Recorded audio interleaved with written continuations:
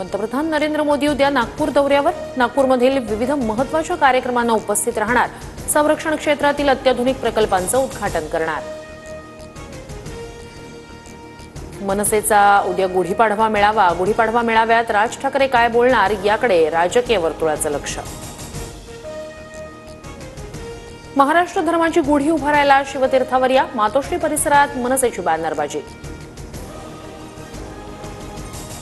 धनंजय मुंडेंचं करुणा मुंडेंसोबत झालेलं लग्न अधिकृत नाही. अधिकृत लग्न झालंच नाही तर पोटगी कशी देणार. धनंजय मुंडेंच्या वकिलाचा माझगाव कोर्टात युक्तिवाद. मुलं तुमची आहे म्हणता मग करुणा मुंडे मुलांच्या आई कशा नाहीत कोर्टाचा सवाल. तर पुढील सुनावणी 5 एप्रिलला. शेतकऱ्यांची कर्जमाफी केल्यास राज्याच्या तिजोरीत खडखडाट होईल. त्यामुळे पगार देणंही मुश्किल होईल. मंत्री गिरीश महाजन यांचं वक्तव्य.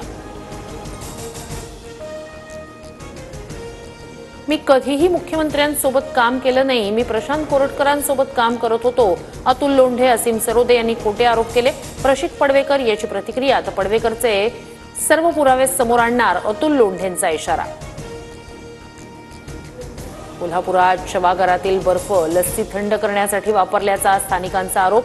रुग्णालयाबाहेरील नारळ पाणी आणि लस्सी विक्रेत्यांचा प्रताप. स्थानिकांकडून विक्रेत्यांना चोप. म्यानमारच्या मदतीला भारताचं ऑपरेशन ब्रह्मा. भारतीय लष्कराचं 118 सदस्यांचं पथक म्यानमारमध्ये.